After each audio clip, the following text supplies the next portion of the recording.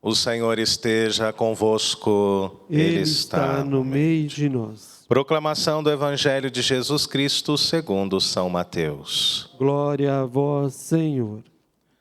Naquele tempo, alguns mestres da lei e fariseus disseram a Jesus: Mestre, queremos ver um sinal realizado por ti.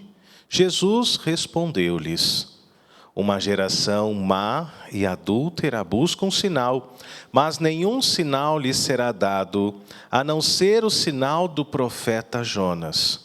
Com efeito, assim como Jonas esteve 3 dias e 3 noites no ventre da baleia, assim também o Filho do Homem estará 3 dias e 3 noites no seio da terra. No dia do juízo, os habitantes de Nínive se levantarão contra essa geração e a condenarão, porque se converteram diante da pregação de Jonas. E aqui está quem é maior do que Jonas. No dia do juízo, a rainha do sul se levantará contra essa geração e a condenará, porque veio dos confins da terra para ouvir a sabedoria de Salomão, e aqui está quem é maior do que Salomão. Palavra da salvação. Glória a vós, Senhor. Que as palavras do Santo Evangelho perdoem os nossos pecados. Amém. Um grande abraço a você, querido irmão, querida irmã, que reza conosco através da Rede Século XXI, que juntos nós possamos ter uma semana abençoada pelo Senhor. E mais do que isso, que hoje nós possamos realizar em nossa vida a experiência deste Deus que quer a nossa libertação. Quando nós pegamos o primeiro livro da Sagrada Escritura, o livro do Gênesis, o livro das origens, somos colocados diante de um Deus Criador. No livro do Êxodo, logo na sequência, vemos o quanto Deus quer nos libertar de tudo aquilo que nos oprime, de toda a nossa escravidão. E é diante deste contexto que, historicamente, quando olhamos a história do povo de Israel, nos deparamos com a face deste Deus que envia profetas para falar em meio do povo, para conduzir o seu povo escolhido, o seu povo eleito, o povo da aliança, rumo à libertação. O ápice desta libertação acontece com a encarnação do Verbo de Deus, com a chegada de Jesus. Ali sim, somos colocados diante do amor e da misericórdia plena de Deus, que envia o seu próprio Filho para nos libertar dos nossos pecados e da morte eterna.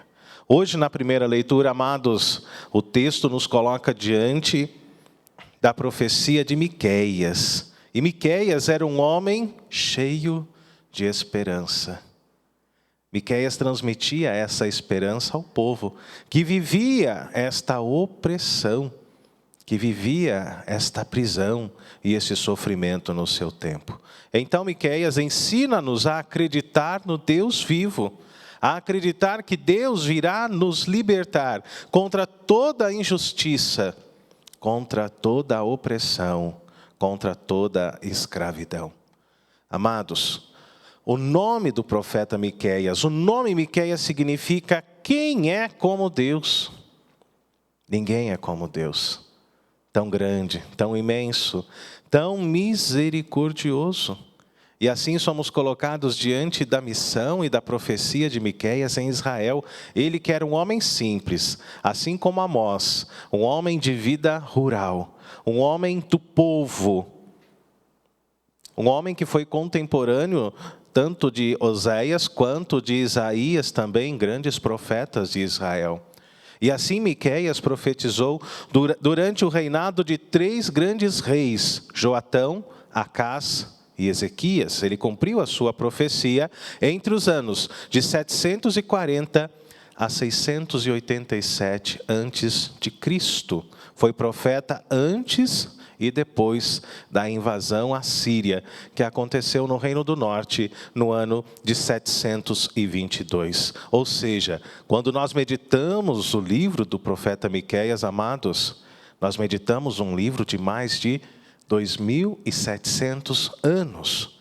Mas é a palavra de Deus que se torna atual através dos nossos dias. O livro ele trata-se, na verdade, de uma visão a respeito da queda de Israel diante da Samaria, diante da Assíria, povos estrangeiros que tomaram a Samaria, que envolveram toda a casa de Israel com um rastro de tristeza, de vergonha e de escravidão. Miqueias profetizou o exílio do Reino do Norte. Profetizou de que Samaria seria invadida pela Assíria e assim o reino de Israel cairia.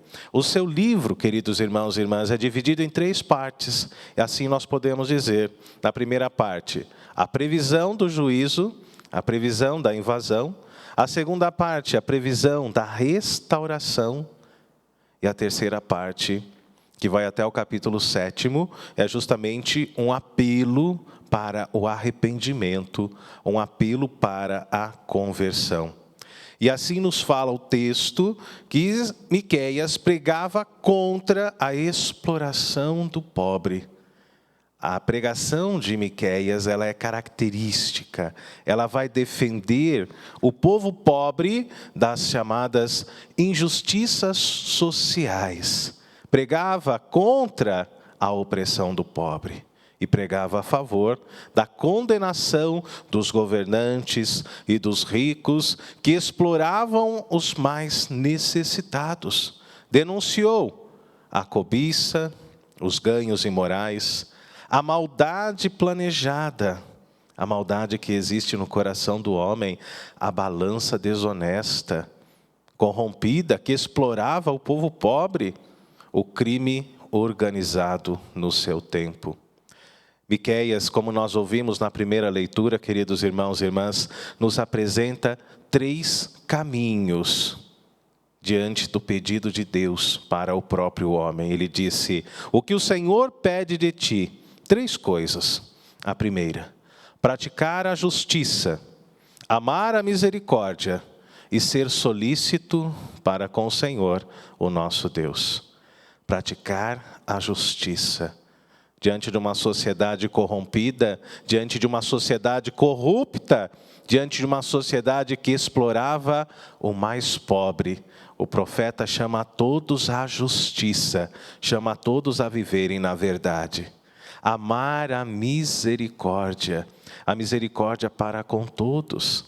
Buscava essa misericórdia para com o seu próprio povo e falava também da misericórdia de Deus.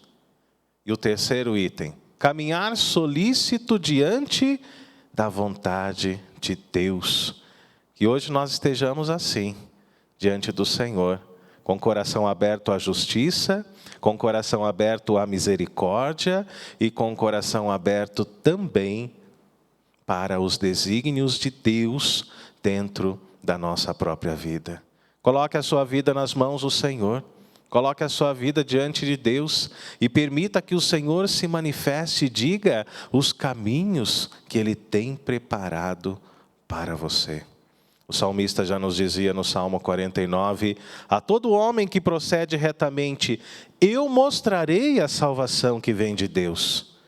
Que procedamos assim, queridos irmãos e irmãs, guiados e iluminados pelo Espírito Santo, não apenas no dia de hoje, não apenas durante esta semana que se inicia, mas durante toda a nossa vida, que sejamos guiados sempre pelo Senhor, o nosso Deus, que sejamos pessoas justas, misericordiosas e pessoas abertas à ação de Deus através da nossa própria vida.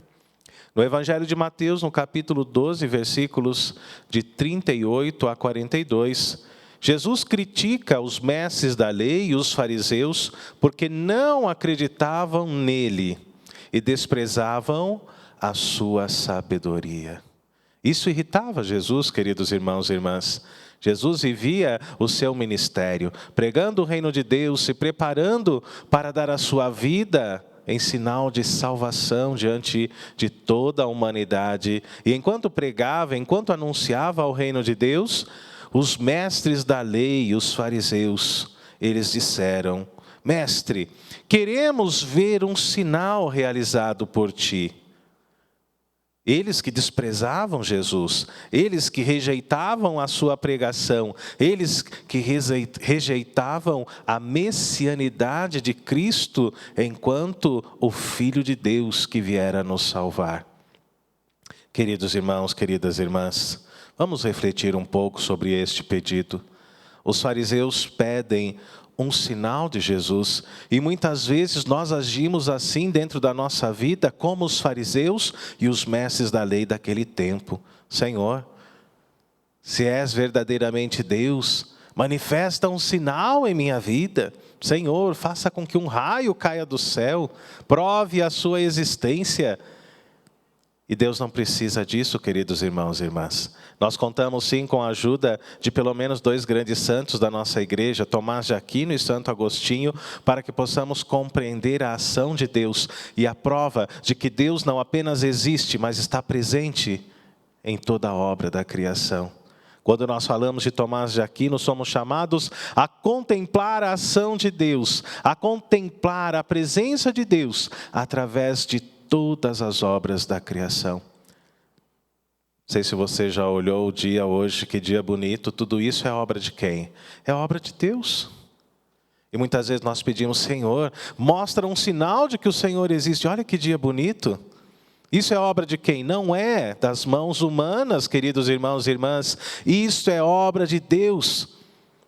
Às vezes o Padre Eduardo mostra para mim, manda umas fotos, pelo WhatsApp, de tucano sobrevoando aqui, os nossos estúdios. A natureza está presente, vejam só. E assim dizia Santo Tomás de Aquino, através das obras do Criador, nós fazemos uma profunda experiência de Deus, através desta natureza, deste presente que o Senhor dá a cada um de nós. Santo Agostinho vai além, queridos irmãos e irmãs, ele disse, é preciso olhar para dentro de si, é preciso olhar para dentro do seu próprio coração, e ali você vai encontrar o sinal da existência de Deus. Quantas pessoas lutando pela vida, não nos leitos dos hospitais, e quantas desejando a morte. Como é triste isso. Pessoas que não valorizam o maior dom que Deus nos deu, que é o dom da vida. Santo Agostinho nos dizia, tão tarde te amei, Senhor. E fui encontrá-lo justamente aonde? Aqui, bem dentro do meu coração. Deus está vivo, Deus está presente. E o fato, queridos irmãos e irmãs, de termos levantado da cama hoje, é sinal de que Deus existe. E de que Ele está aqui, como nós rezamos agora no início do Evangelho, presente no meio de nós. E quando os fariseus e mestres da lei pedem um sinal a Jesus, Jesus fica irritado e responde, uma geração má e adúltera busca um sinal, mas nenhum sinal lhe será dado, a não ser o sinal do profeta Jonas. Que sinal é este? Jesus mesmo explica. Ele diz, com efeito, assim como o profeta Jonas esteve 3 dias e 3 noites no ventre da baleia, assim também o Filho do Homem estará 3 dias e 3 noites no seio da terra. Jesus, queridos irmãos e irmãs, Ele anuncia o seu mistério pascal, que tem a plenitude não no alto da cruz, mas que tem a plenitude na sua própria ressurreição. Jesus nos aponta um caminho, o caminho da sua entrega, o caminho da sua paixão, do seu martírio, mas que também é o caminho da sua ressurreição, o caminho da vitória diante da morte. E é este o sinal que Jesus se prepara para dar àqueles que duvidavam dele, da sua messianidade, da sua missão, enquanto Filho de Deus e do seu papel neste mundo. Não duvidemos de Jesus, não duvidemos de Deus, mas que possamos hoje contemplá-lo face a face, através de tudo aquilo que Ele nos dá, através de tudo aquilo que Ele já nos deu, através de tudo aquilo que Ele representa em nossa vida. Que o Espírito Santo toque em nosso coração para que o nosso dia seja marcado pela presença deste Deus libertador, que liberta o pobre, esse Deus que liberta da opressão, esse Deus que liberta da escravidão e das injustiças sociais e que se manifesta em nossa vida como Messias e como Salvador. Louvado seja nosso Senhor Jesus Cristo, para sempre seja louvado.